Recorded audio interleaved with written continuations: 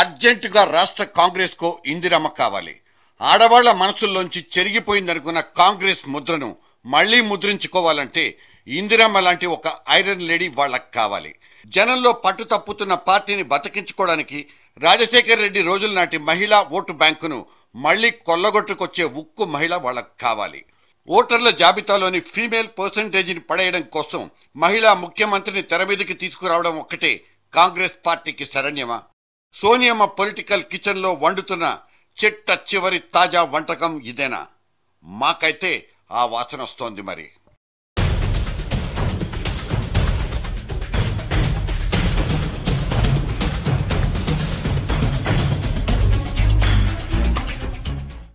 ఆడపడుచుల్ని ఏడిపిస్తే మట్టి కొట్టుకుపోతారు. శాపనార్థంలా అనిపించిన తెలుగు వాళ్లు ప్రధానంగా నమ్ముకునే సెంటిమెంటే ఇది.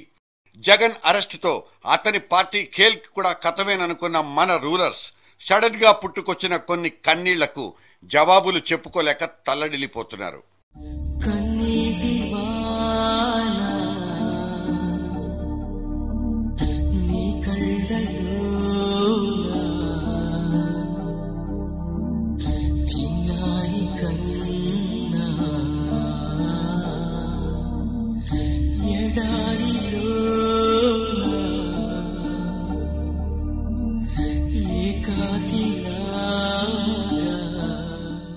నేపథ్యాలు ఏవనుకున్నా సరే ఇక్కడ స్పష్టంగా కనిపించేవి రెండు విషయాలు.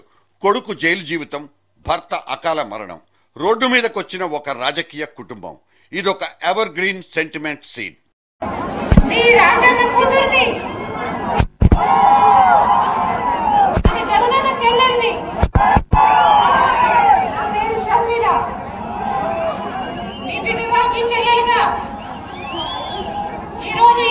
జరుగుతున్న అన్యాయాన్ని గమనించవలసిందిగా, ఈ కుటుంబాన్ని ఎంతగా వేధిస్తున్నారో, మా కన్నీళ్లను చూసి వారు ఎంతగా నవ్వుకుంటున్నారో మీకందరికీ తెలుసు. ఒక్క కాంగ్రెస్ కే కాదు, మిగతా అపోజిషన్లకు కూడా తిక్క పుట్టిస్తున్న ఈ ముగ్గురు ఆడవాళ్ల పేర్లు Vijayamma, Sharmila, Bharathi. 125 years in industry అంటూ మీసాలు మెలేసే అంత పెద్ద కాంగ్రెస్ పార్టీ ఈ కంటతడి ఎపిసోడ్ ను కనీసం ఊహించనైనా లేకపోయింది.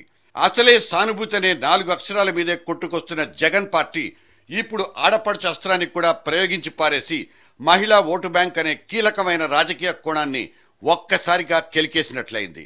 మన రాష్ట్రంలో మహిళా ఓటు బ్యాంక్ ఎటువైపు? చాలా గ్యాప్ తర్వాత సడన్ గా ఇటువంటి డిస్కషన్లు కూడా మొదలైపోయాయి. మరి కాంగ్రెస్ చూరుకు నిప్పంటుకున్నట్లేనా? సీనియర్ సిటిజన్లు, ఆ తర్వాత ఆడవాళ్లు, ఈ 2 ఓటు బ్యాంకుల్ని ఇందిరమ్మ టైమ్స్ నుంచి కాంగ్రెస్ పార్టీ భద్రంగా కాపాడుకుంటూ వస్తోంది. చీకటి రోజులనబడే ఎమర్జెన్సీలో ఎలక్షన్లు జరిగినా ఆంధ్ర రాష్ట్రం ఇందిరమ్మ పార్టీకే బ్రహ్మరథం పట్టింది. ఆనాటి గెలుపులో మహిళా ఓటర్లే కీలకం. ఆ తర్వాత తెలుగింటి ఆడపడుచులారా అంటూ రాగం అనురాగం కలగలిపి నందమూరి వారు అన్నపాత్రను బ్రహ్మాండంగా పోషించడంతో ఫీమేల్ బ్యాలెట్ మొత్తం అటువైపుకే పారిపోయింది. ₹2 చౌక బియ్యం, చీరా ధోవతల పథకం, మద్యపాన నిషేధం ఈ అన్నా చెల్లెల బంధానికి సిమెంటు పూతేసి ఇంకా గట్టిపరిచేసింది. ఆ తర్వాత అన్న ప్లేస్ లోకి కొత్తగా వచ్చి చేరిన రాజన్న మధ్యతరగతి, దిగువ మధ్యతరగతి కుటుంబాల్లో ఆడపడుచుల గుండెల్లో చోటు సంపాదించుకున్నారు. పావలా వడ్డీ, ఇందిరమ్మ ఇళ్లు, ఆరోగ్యశ్రీ గట్రాలన్నీ రాజన్న స్థానాన్ని సుస్థిరం చేసి పారేశాయి. అంతే తప్ప తెలుగు లోగిళ్లలోని కోట్లాది మహిళా ఓట్లు అఖిల భారత కాంగ్రెస్ ఖాతాకే చెందుతాయన్న గ్యారంటీ ఎప్పుడూ లేదు. జనంలో ఇందిరమ్మ మీదున్న సానుభూతిని భర్తను పోగొట్టుకున్న సోనియమ్మ గట్టిగా పొదివి పట్టుకోలేకపోయిందనే చెప్పాలి. 80s తర్వాత ఆంధ్ర రాష్ట్రంలో ఆడవాళ్ల ఓట్లే నిర్ణయాత్మకం అనుకుంటే వాటిని రాబట్టుకోవడంలో ఎన్టీఆర్, వైఎస్ శక్తియుక్తులే కీలకం. జాతీయ పార్టీల ప్రత్యేకమైన పనితనం ఏదీ ఇక్కడ పని చెయ్యలేదనే చెప్పొచ్చు.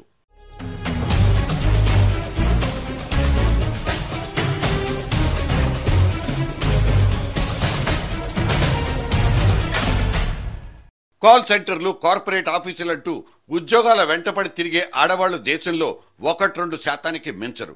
మొత్తం మహిళా ఓటర్లలో హౌస్ వైఫ్లదే సింహ భాగం.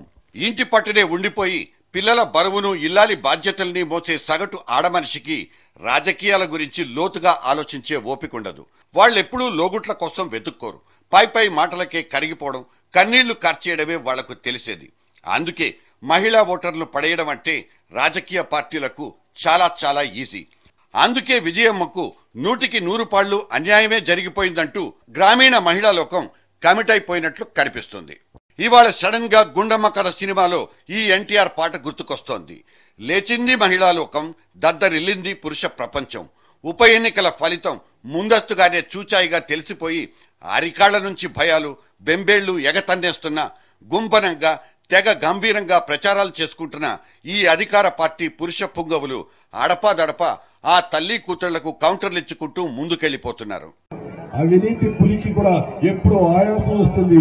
ఆ పులి రొప్పుతో ఒకసారి ఆగుతుంది. నువ్వు దిగగా మానవు, అది నువ్వు కబలించగా మానవు. అదే జరిగింది కాబట్టి నువ్వు జైలులో ఉన్నావు విషయం గుర్తించు.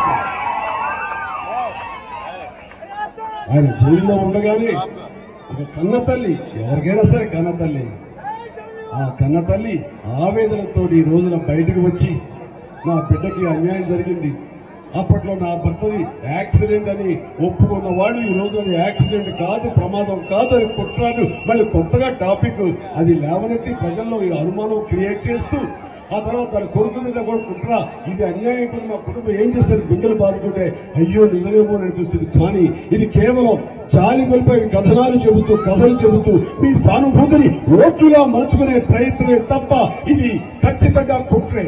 కుట్ర ఎవరిది? ప్రజల్ని మోసం చేస్తున్నటువంటి మీది తప్ప మన కాదని సందర్భంగా తెలియజేస్తాం. నిన్న మొన్నటి రోజున విజయమ్మ ఎవరైతే పార్టీ పేరు చెప్పుకోలేని పార్టీ తాలూకా గౌరవ అధ్యక్షురాలైన విజయమ్మ గారు నరసాపురం వచ్చి ఏం చెప్పారు? జగన్మోహన్ రెడ్డి గారి కోసమే ఈ ఎమ్మెల్యే రాజీనామా చేశాడని చెప్పారా లేదా? ఆ నరసాపురం సాక్షిగా, నలుగురు సాక్షిగా మిమ్మల్ని అందరినీ కూడా అడుగుతున్నారు. అంటే అసెంబ్లీలో వచ్చి రైతుల కోసం, అసెంబ్లీ దాటిన తర్వాత వచ్చి ఆర్థిక నేరగాళ్ల కోసం, ఇక్కడికి వచ్చి మసలు కన్నీరు కారుస్తూ మరి ఇవాళ ఆర్థిక నేరగాళ్ల కోసం ఏమిటి దొంగ వైఖరి? 89లో ఆయన కోరుకున్న ఎంపీ సీట్ ఇచ్చారు. ఏఐసీ అధ్యక్షుడు అయినాక రాజశేఖర్ గారికి మళ్ళీ పిసిసి అధ్యక్షుడిని చేశారు విజయమ్మ గారు. 2004 నుంచి 2009 ఎటువంటి ఆటంకం లేకుండా పరిపాలనలో కానీ ఏ ఒక్కడూ అడ్డు రాకుండా ఇవాళ సోనియా గాంధీ గారు పూర్తి స్వేచ్ఛ నుంచి కుటుంబ సభ్యుడిగా భావించారు. అది మర్చిపోయారా విజయమ్మ గారు? 18 సీట్ల మాట దేవుడెరుగు, అవన్నీ పార్టీ నుంచి ఊడిపోయిన బాపతే. మరి రాష్ట్ర రాజకీయ చిత్రపటాన్ని తిరగగీస్తానంటున్న ఈ మహిళా సునామీ నుంచి బతికి బయటపడే మార్గమే లేదా? రాజశేఖర్ రెడ్డి తూకం వేసిచ్చిన 2 రూపాయల కిలో బియ్యాన్ని తను 1 రూపాయికే మంజూరు చేయబోయిన కిరణ్ కుమార్ రెడ్డి ముందు నుంచే అప్రమత్తమైపోయారు. పావలా వడ్డీ ఏంటి, 0 వడ్డీకే డబ్బులిస్తామంటూ పేదింటి మహిళల కోసం బుట్ట పడేశారు. మహిళలకు సంబంధించి ఒక్కసారి ఆలోచన చేసుకోండి, ఏ విధంగా ఈ ప్రభుత్వం మహిళల కోసం చేస్తా ఉందో. పావలా వడ్డీకి వస్తే చాలా మంది డబ్బులు ఇవ్వటం లేదంటున్నారు. మేము అంచనా వేసిన 15 కోట్లు ఎక్కడ, 14-15 వందల కోట్లు ఎక్కడ? మన రాష్ట్రంలో మహిళలు ఎంత తెలివైన వారో దీంతో రుజువైతా ఉందా లేదా అనేది ఒక్కసారి ఆలోచన చేసుకోండి. కానీ ఇది రాజకీయ చదరంగం, మామూలు ఎత్తులు గెలిపించలేవు. సెంటిమెంట్కు మాత్రమే పడిపోయి ఇంట్లో మగాళ్లకు కూడా తెలియకుండా ఇష్టం వచ్చిన పార్టీకి ఓట్లేసి వచ్చే మహిళా లోకాన్ని గెలుచుకోవాలంటే ఇంకా ఏదో చెయ్యాలి. ఒక మహిళ నేతృత్వంలో నడుస్తున్న కాంగ్రెస్ పార్టీ మహిళా ఓట్లను రాబట్టుకోవడంలో ఎందుకు విఫలమవుతున్నట్లు? రాష్ట్రపతి, లోక్సభ స్పీకర్ లాంటి అత్యున్నతమైన కుర్చీల్లో కూడా ఆడవాళ్లనే కూర్చోబెట్టిన సోనియా గాంధీ మహిళా ఓటు బ్యాంకును మాత్రం ఎందుకు అట్రాక్ట్ చేయలేకపోతోంది? సరే, ఈ అంశం ఒక దేశవ్యాప్త చర్చకు దారితీస్తుంది. కనీసం పుట్టి మునిగిపోతున్న మన రాష్ట్రంలోనైనా ఏదో ఒక పరిష్కారాన్ని వెతుక్కోవాల్సిన ఎమర్జెన్సీ టైం కాంగ్రెస్ది. అధికార పార్టీకి ఆగస్టు సంక్షోభం, జూన్ సెకండ్ హాఫ్ లో కాంగ్రెస్ లో కీలక మార్పులు, రాష్ట్రంలో అనివార్యమవుతున్న ముఖ్యమంత్రి మార్పు. ఒకవేళ కిరణ్ కుమార్ రెడ్డిని పక్కకు పెట్టదలిస్తే వాట్ నెక్స్ట్? ఎస్, దీనికి సంబంధించి 10 జనపథ్ నుంచి స్పష్టమైన సంకేతాలు కూడా వచ్చేసినట్లు తెలుస్తోంది. ఉప ఎన్నికల సందట్లో 2 కాంగ్రెస్ మహిళామణులు సందడి చేస్తున్న సంగతిని మీరు గమనిస్తున్నారా? వైఎస్ఆర్ కి ఏం తక్కువ చేసింది కాంగ్రెస్ పార్టీ ముందు చెప్పమనండి. ఇన్ని అసత్యాలు, అబద్ధాలు వయసుతో పాటు తలపండినప్పుడు నిజం చెప్పేది నేర్చుకోవాలి మనం. పిల్లలు మనల్ని చూసి నేర్చుకోవాలి నిజాయితీగా ఉండాలనేది. కొడుకుతో పాటు మేళాలకు తాళాలేసి ఇట్లా అబద్ధాలు చెప్తే ఇది గౌరవంగా ప్రవర్తిస్తున్నారని నేను అనుకోవటం లేదు. చాలా శోచనీయం. చేసిన నిందలు చేసింది కాక పైగా ఇవన్నీ అబద్ధాలు అబండాలు మా మీద వేస్తే అదంతా నిజంగా మారిపోతుందా? మోపిదేవి వెంకటరమణ గారిని కానివ్వండి, అధికారులను కానివ్వండి, పారిశ్రామికవేత్తలు అయితేనేమి, వీరందరినీ సిబిఐ అరెస్ట్ చేసినప్పుడు మరి నోరు మెదపనటువంటి విజయమ్మ గారు ఈనాడు జగన్మోహన్ రెడ్డి గారిని అరెస్ట్ చేసిన వెంటనే ఈ రకంగా అభియోగాలు చేయడం అన్నది సమంజసమా అని చెప్పి ఒక్కసారి వారు ఆత్మ పరిశీలన చేసుకోవాలని చెప్పి నేను అభ్యర్థిస్తున్నాను. ఎవరి వలనైనా రాజశేఖర రెడ్డి గారు అప్రతిష్ట పాలు అవుతున్నారంటే అది కేవలం జగన్మోహన్ రెడ్డి గారి వల్లనేనని చెప్పి మనం అందరం గమనించాలి. మా తండ్రి జీవించి ఉన్నప్పుడు సంతకం పెట్టుండొచ్చు, పారిశ్రామికవేత్తలు నా సంస్థల్లో పెట్టుబడులు పెట్టి ఉండొచ్చు, దాంతో నాకేమిటి సంబంధం, నేను అవినీతి చేయలేదు కదా అని చెప్పి వారు చెప్తున్నటువంటి నేపథ్యంలో మనం అందరం గమనించాలి. వారు పరోక్షంగా చెప్పేది ఏమిటంటే తన తండ్రి అవినీతికి పాల్పడ్డారని చెప్పి ఈనాడు జగన్మోహన్ రెడ్డి గారు పరోక్షంగా చెప్తున్నారు. రేణుకా చౌదరి, పురంధేశ్వరి వీళ్ళిద్దరే నాయకురాలు నాగమ్మలని, వెలగబోతున్న ఆశా జ్యోతులని చెప్పడం మా ఉద్దేశం కాదు. కాకపోతే శత్రు పార్టీ గౌరవాధ్యక్షురాలికి ధీటుగా కౌంటర్లు ఇస్తున్న ఈ రెండు గొంతుకలు సోనియాతో టచ్ లో ఉన్న మాట మాత్రం వాస్తవం. మహిళా ముఖ్యమంత్రి అనే చర్చ తెర మీదకొచ్చిన 1-2 సార్లు గీతారెడ్డి పేరే ఎక్కువగా వినిపించింది. అయితే గీతమ్మతో పోలిక పెడితే పురంధేశ్వరి, రేణుకా చౌదరులకే మార్కులు ఎక్కువ, రిమార్కులు తక్కువ. ఎందుకంటే ఇప్పుడు గీతమ్మ తన చేతి గీతల్లో కనిపిస్తున్న సిబిఐ బొమ్మల్ని చూసుకుంటున్నారు కాబట్టి. ముళ్ళును ముళ్ళుతోనే తీయాలన్న కాంగ్రెస్ హైకమాండ్ ఐడియా బహుచక్కగా ఉంది. కాకపోతే ఇళ్లకి పండగైపోయినట్లు భావించుకుంటే అది తొందరపాటే అవుతుంది. పార్టీ మీద ఉన్న కొన్ని మచ్చల్ని కూడా కాంగ్రెస్ చెరిపేసుకోవాల్సిందే. జీవో కాగితాల మీద తిక్కగా సంతకాలు పెట్టేసి మంత్రి పదవుల్ని సొంత జాగీర్లుగా మార్చేసుకున్నారన్న ఆ 6 కేబినెట్ మంత్రుల్లో 2 మహిళా మండలేనన్న మచ్చ ఒకటి కిరణ్ సర్కార్ మీద ఉంది. ఈ జమాజచ్చను ఎలా చెరిపేసుకోవాలి? వాళ్ళని ఇలాగే సెక్రటేరియట్ లో కంటిన్యూ చేస్తే ఒక బాధ, పక్కకు తప్పిస్తే ఇంకో బాధ, పొరపాటున జైలుకు పంపిస్తే ఇంకా బాధ.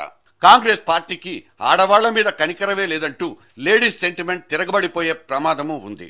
సరే, ఈ గండం నుంచి ఎలాగలా బయటపడిపోయినా సత్తిబాబు పేరు మీద ఇంకో మందు మరకు కూడా మహిళా ఓట్లకు గండి కొట్టే ఛాన్సు లేకపోలేదు.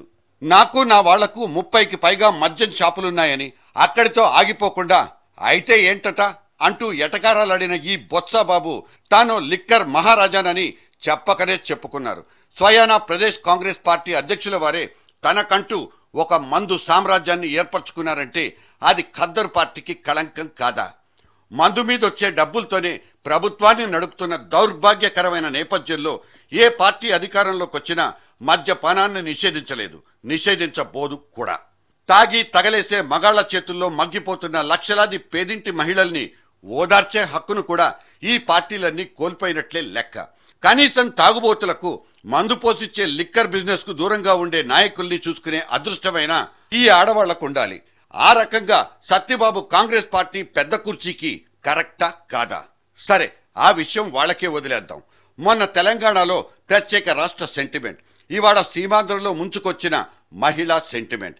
ఈ 2 సెంటి మంటల తాకిడిని తట్టుకునే ఒకే ఒక్క ఉక్కు మహిళ కాంగ్రెస్ పార్టీకి కావాలి. ఎస్, ఇప్పటికిప్పుడు వాళ్లకో ఇందిరమ్మ కావాలి.